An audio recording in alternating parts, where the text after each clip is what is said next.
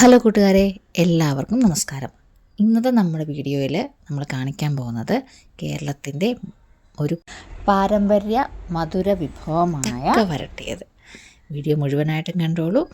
അപ്പോൾ അതിനാവശ്യമായത് നല്ല പഴുത്ത ചക്കയാണ് കേട്ടോ. അപ്പോൾ ഞങ്ങളിവിടെ കിട്ടിയത് വലിയ ചക്ക ആയതുകൊണ്ട് അതിൻ്റെ ഒരു 1/4 പോർഷനേ എടുത്തിട്ടുള്ളൂ.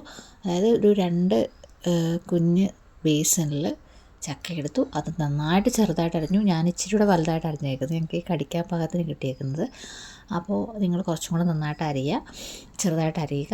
അതിന് ശേഷം ഒന്നുകിൽ കുക്കറിൽ വേവിച്ചെടുക്കാം, ഇല്ലയാച്ചാൽ നമ്മൾ മിക്സിയിൽ അരച്ചെടുക്കാം. അത് ഓരോരുത്തരുടെ ഇഷ്ടം.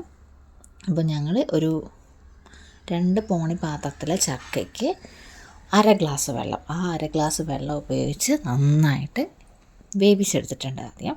അതിനുശേഷം 1/2 കിലോ ശർക്കര, അതാണ് അളവെടുത്തേക്കുന്നത്. 1/2 കിലോ ശർക്കര ചക്കയൊന്ന് മയപ്പെട്ട് വന്നതിന് ശേഷം ഈ ചക്കയിലേക്ക് ശർക്കരയുടെ വെള്ളം, ശർക്കര പാനി നമ്മൾ ഒഴിച്ചു കൊടുക്കുന്നുണ്ട്. ആ ഒരു പൂണി അളവ് ശർക്കര പാനി ഒഴിച്ചു കൊടുക്കുന്നുണ്ട്. കാരണം നന്നായിട്ട് ചക്കയുണ്ട്, അതുകൊണ്ട് തന്നെ ആ അളവ് ആദ്യം കുറച്ചൊഴിച്ച് പിന്നെ പരുവ് നോക്കിയിട്ടാണ് ബാക്കി ഒഴിച്ചു കൊടുത്തിരിക്കുന്നത്. എന്നിട്ട് നന്നായിട്ട് അങ്ങ് ഇളക്കുക. വീട്ടിൽ ജിമ്മിലൊക്കെ പോകുന്ന ആൾക്കാരൊക്കെ ഉണ്ടെങ്കിൽ അവരെ കൂടി സഹായത്തിന് വിളിക്കുന്നത് വലിയ ഉപകാരമായിരിക്കും. അങ്ങനെ കുറച്ച് ഇളക്കിയൊക്കെ വന്നപ്പോഴത്തേക്കും ഗ്യാസിൻ്റെ കാര്യത്തിൽ തീരുമാനമാകുമെന്ന് വന്നപ്പം ഞങ്ങൾ എന്ത് ചെയ്തു, അതങ്ങടേക്ക് അടുപ്പിലേക്ക് മാറ്റി. അപ്പോൾ വീട്ടിൽ ആൾക്കാരുണ്ട്, ആൾക്കാരനുസരിച്ച് ഇടയ്ക്കിടയ്ക്ക് ഓരോരുത്തർ വന്ന് ഇളക്കി പോകുന്നുണ്ട് കേട്ടോ. കാരണം ഒരാളെ കൊണ്ട് മാത്രം സാധിക്കില്ല, നല്ലവണ്ണം കൈയൊക്കെ വേദനിക്കും. അപ്പോൾ വീട്ടിലെ വലിയവരൊക്കെ ഉണ്ടെങ്കിൽ, പിള്ളേരൊക്കെ ഉണ്ടെങ്കിൽ കൂട്ടിക്കോ, ഇളക്കാനായിട്ട് സഹായിക്കും. അപ്പോൾ ഗ്യാസിൻ്റെ കാര്യത്തിൽ ഇപ്പോൾ ക്ഷാമം നിലനിൽക്കുന്നത് കൊണ്ട് തന്നെ ഞങ്ങൾ അടുപ്പിലോട്ട് ആ ചക്ക വരട്ടിയതിനെ മാറ്റുന്നുണ്ട്. അങ്ങനെ അടുപ്പിലോട്ടെത്തിയപ്പം ഇരിക്കാനുള്ള സൗകര്യമൊക്കെ നോക്കിയപ്പോൾ ചേട്ടനും ഇളക്കാൻ കൂടി. അത് നന്നായിട്ട് ഇളക്കി ഇരിക്കണം, കാരണം അടുക്കി പിടിക്കാൻ പാടില്ല. അപ്പോൾ ഇപ്പം പ്രഥമയ ചക്കയും ശർക്കര വെള്ളവും മാത്രമാണ് തിളച്ച് ഇതിൻ്റെ ഒരു കളറ് മാറുന്നൊരു പരുവമുണ്ട്. കളറ് മാറുന്ന പരുവം, അതായത് ഒന്ന് കുറുകി വരുന്ന സമയമാകുമ്പം ഇടയ്ക്കിടയ്ക്ക് നമുക്ക് നെയ്യ് ഒഴിച്ചു കൊടുക്കാം. നെയ്യ് എത്രത്തോളം ഒഴിച്ചു കൊടുക്കുന്നോ അത്രത്തോളം ടേസ്റ്റ് ഈ സാധനത്തിന് വരും കേട്ടോ. അത്രമാത്രം രുചിയുള്ളൊരു സാധനം. അപ്പം നിങ്ങൾക്ക് ഞാൻ ഈ കൊത്തി അരിഞ്ഞ ഒരു പരുവം കണ്ടിട്ട് നിങ്ങൾക്ക് അറിയാമായിരിക്കും, വീട്ടിൽ മുതിർന്നവരൊക്കെ ഉണ്ടെങ്കിൽ അറിയാമായിരിക്കും, കുറച്ചും കൂടി ചെറുതായിട്ട് അരിഞ്ഞാൽ നന്നായിരിക്കും. അപ്പം നിങ്ങൾക്ക് അങ്ങനെ ഒന്നുകൂടി ചെറുതായിട്ട് അരിയാം. അതല്ലെങ്കിൽ എന്ത് ചെയ്യാം, ചക്ക മിക്സിയിൽ അടിച്ചിട്ടൊരു പരുവമുണ്ടല്ലോ, ആ പരുവത്തിലെടുത്താലും മതി, കുഴപ്പമൊന്നുമില്ല. അത് ഓരോരുത്തരുടെ ഇഷ്ടമാണ്. ഞങ്ങൾക്ക് ഈ പരുവം ഇഷ്ടം, അതുകൊണ്ടാണ് ഇങ്ങനെ എടുത്തിരിക്കുന്നത്. അപ്പം കൈ വിടാതെ ഇളക്കിക്കൊണ്ടിരിക്കണം, കാരണം സാധനം അടുക്കി പിടിക്കാൻ പാടില്ല. ഈ ശർക്കര ഒന്ന് കുറുകി വരുന്ന സമയത്ത് തീ ഒന്ന് കുറച്ച് വെക്കണം, വളരെ ഉപകാരമായിരിക്കും കേട്ടോ. ഇല്ലെങ്കിൽ ഇത് ഈ പറഞ്ഞ പോലെ അടുക്കി പിടിക്കാനുള്ള സാധ്യത കൂടുതലാണ്. അങ്ങനെ ഇളക്കിയിരിക്കുക. അതിനിടയ്ക്ക് എന്താണ് കാര്യങ്ങളും ഒക്കെ അമ്മയും പറയുന്നുണ്ട്, അമ്മയും ചേട്ടനൊക്കെ സംസാരിക്കുന്നുണ്ട്. അതിനകത്ത് ഉൾപ്പെടുത്താൻ പറ്റാത്തതുണ്ട്, ഇല്ലെങ്കിൽ ഉറപ്പായിട്ട് ഞാനത് ഉൾപ്പെടുത്തിയേനെ.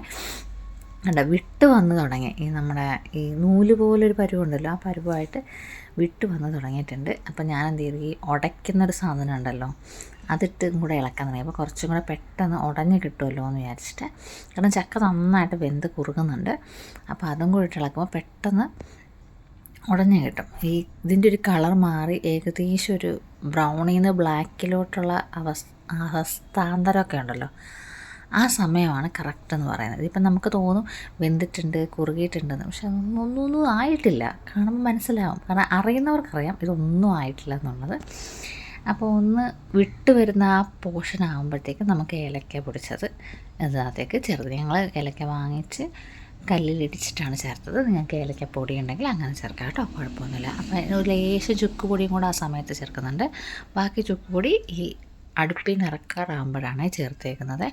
കാരണം ഒരു മണം കിട്ടാൻ വേണ്ടി, ഈ ചുക്കിൻ്റെയും ഏലക്കയുടെയും നെയ്യിൻ്റെയൊക്കെ ഒരു മണം വരുമ്പോൾ ഉള്ള ചുറ്റുമുള്ളതൊന്നും കാണാൻ പറ്റില്ല, ആ അവസ്ഥ തന്നെ പറയേണ്ടി വരും. അത്രയ്ക്ക് രുചിയോടെയാണ്, അത്രയ്ക്ക് മണമാണ്. അയൽവത്തുകാരൊക്കെ ഉണ്ടെങ്കിൽ അവരൊക്കെ എന്താ ഉണ്ടാക്കുന്നതെന്ന് ചോദിച്ചിട്ട് വരും, അത്ര നല്ല സ്മെല്ലാണ് കേട്ടോ ഈ ചക്ക വരട്ടിയതിന് ഉള്ളത്. കണ്ടോ ഇതിപ്പം വിട്ട് വിട്ട് വന്നു തുടങ്ങി. ഇനി കൈ വിടാനേ പാടില്ല, കൈ വിടാതെ ഇളക്കിക്കൊണ്ടിരിക്കണം.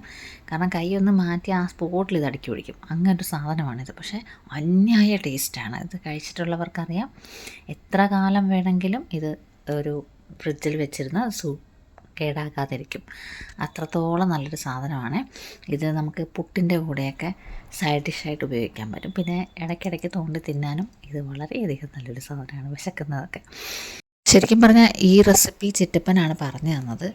ചക്ക വരട്ടിയത് ഏറ്റവും നന്നായിട്ട് ഉണ്ടാക്കുന്നത് ചിറ്റപ്പനാണ് കേട്ടോ. ഇതിലും നന്നായിട്ടുണ്ടാക്കും. ഇപ്പം ഞങ്ങൾ ഈ പറഞ്ഞ കടിക്കാൻ പാകത്തിനുള്ള രീതിയിലാണ് ഉണ്ടാക്കിയത്. പക്ഷേ ചിറ്റപ്പൻ കറക്റ്റ് അളവും കാര്യങ്ങളും ഒക്കെ നോക്കിയിട്ടാണ് ഉണ്ടാകുന്നത്. പുള്ളിയാണ് പറഞ്ഞു തന്നതും. എന്തായാലും അടുപ്പത്തുനിന്ന് മാറ്റി തണുത്തൊക്കെ കഴിഞ്ഞപ്പോൾ ആ കളർ ഏകദേശമൊക്കെ ഞങ്ങൾക്കും കിട്ടി. അങ്ങനെ അത് ഗ്ലാസ് ജാറിലൊക്കെ ആക്കി ഫ്രിഡ്ജിൽ വെക്കേണ്ടത് തണുത്തതിന് ശേഷം ഫ്രിഡ്ജിൽ വെച്ച് സൂക്ഷിച്ചാൽ മതി കേട്ടോ. നമുക്ക് ആവശ്യാനുസരണം എടുത്തുപയോഗിക്കാം. അപ്പോൾ അന്ന് ഇത്രയേ ഉള്ളൂ വീഡിയോ. അപ്പോൾ വീണ്ടും അടുത്ത വീഡിയോയിലൂടെ കാണുന്നവരേക്കും എല്ലാവർക്കും ടാറ്റ ബൈ ബൈ. ഇന്നത്തെ വീഡിയോ എല്ലാവർക്കും ഇഷ്ടമായെന്ന് വിചാരിക്കുന്നു. താങ്ക്സ് ഫോർ ചിറ്റപ്പ ആൻഡ് ബൈ ഓൾ.